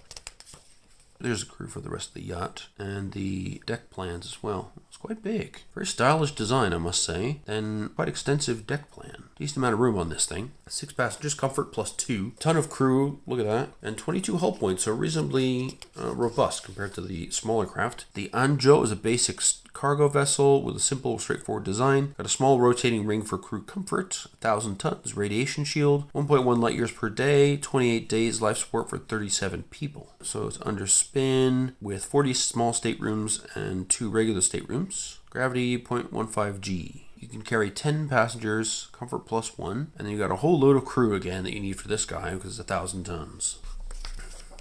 And here we have the deck plans. For the Anjo, there's bridge, deck A, deck B, some radiators, the habitat ring with staterooms, and then what's deck C? We've got repair remotes, lifeboats, and some other stuff. Then we got the Trilon Sea System Special Services Vessel, the SSV-21, a fast, sophisticated vessel used for long-term survey missions. Cool. And it's also got the Aron class life ship, substitutes hospital and recovery wards for laboratory spaces, carries medical professionals and search and rescue technicians. So if they can help people out on distant worlds or, people stuck in crappy space-borne situations. 500-ton synthetic space frame, advanced with a radiation shield, and they can be under spin as well. They've got 2 hard points for weapons. Cool. And they've got 2 SLV-55 scout landers in berth. Travel 1.38 light years per day, attack speed 1, system speed 0.8901 AU per day. Life support for 60 days for 40 people, and most of those will be crew, including 10 scientists. And then passengers get comfort +1, hull points 55.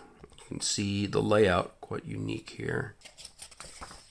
Then we've got the American Linear Products Liberty Colonial Transport, 600-ton aligned crystal steel space frame with a radiation shield. Nuclear OMS thruster, travels 2.5 light years per day. Wow. Attack speed 3, system speed 1.61 AU per day. Well, that's a fast bugger, isn't it? Life support for 60 days for 240 people. Okay, so I can see why it's good for colonization. Once again, you get a ton of crew, but you can also carry 200 passengers at comfort -1. Hull point 60. So it's workmanlike in terms of the traveling experience, but it'll get you where you need to go faster than other transports.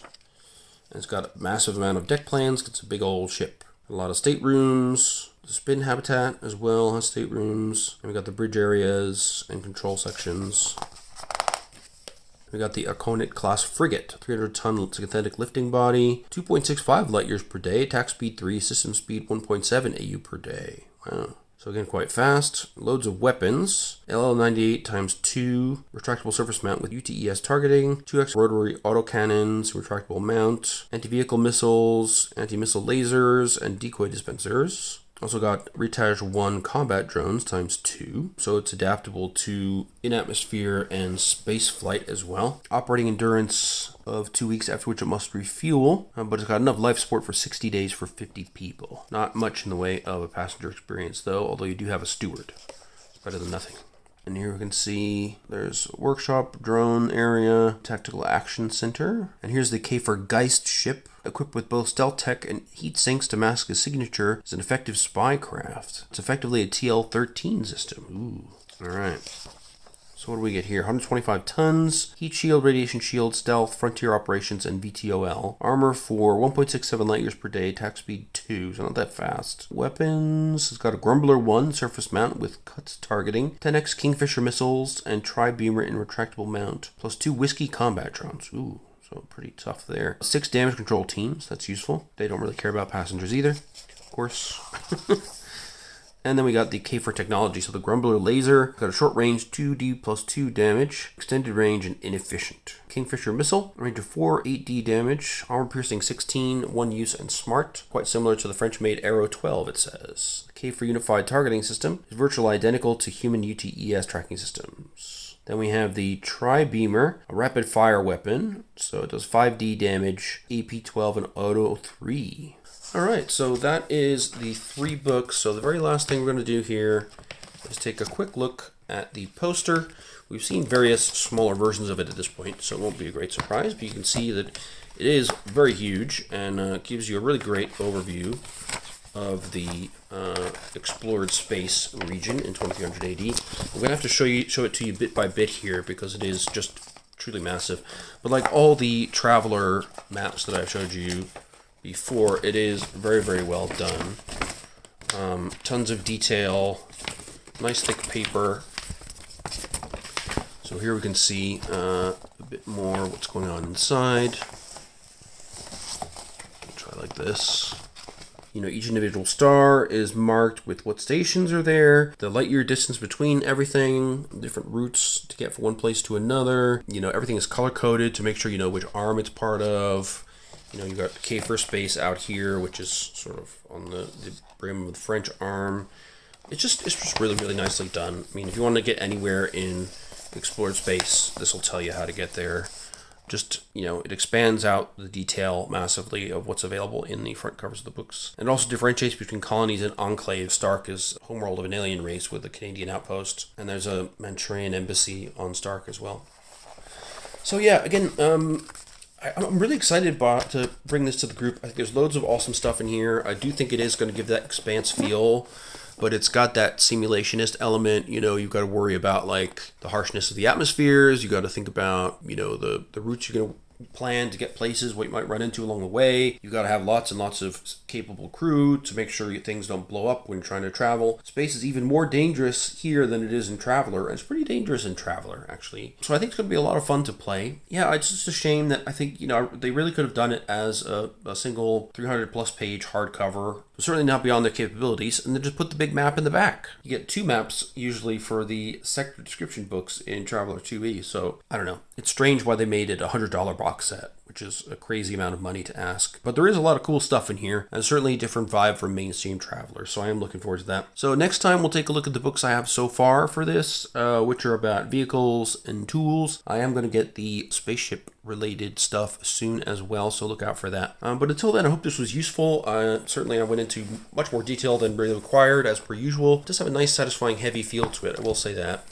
It does feel like you're getting a lot of stuff, but yeah, I think the price and the format is slightly unfortunate, and you can tell that there's not a lot of releases coming out for this system, really. The so-called Invasion box set has been in TBA for a very long time, and I think it's probably not selling nearly as well as the mainline Traveler stuff, which they're releasing at an incredible pace at Mongoose. So yeah, I really wish they would rethink this as a hardcover and just increase accessibility, because I think it's great, and I'm really looking forward to the other books now that I've had my first look at this. So anyway, I hope that first impression was helpful if you're thinking about getting into Traveler 2300 AD, and I will be looking at other Traveler stuff as well, not just 2300 AD. I know that a relatively small number of people play this, but I just haven't seen much on YouTube about it, especially not in great detail, so I thought I'd provide that for you guys. In the meantime, if you've got the money, time, and inclination, of course, you can always send me a little tip on Ko-fi on my link in the description down below, so you can, help me survive the massive wallet drain of buying all this stuff to show you on camera. If not, that's fine. I still enjoy making the videos, but I am having to slow my pace down a little bit as my resources are running dry and the cost of living crisis continues to bite. You know how it is. That's my only pitch, really. Other than that, if you subscribe and click the bell and do all that stuff, that would be great. It just helps keep me motivated when I see new subscribers trickle in. And if you've got any questions, hit me up in the comments. And until then, I hope to see you chatting down below and in the next video as well. So take care, be well, and bye-bye.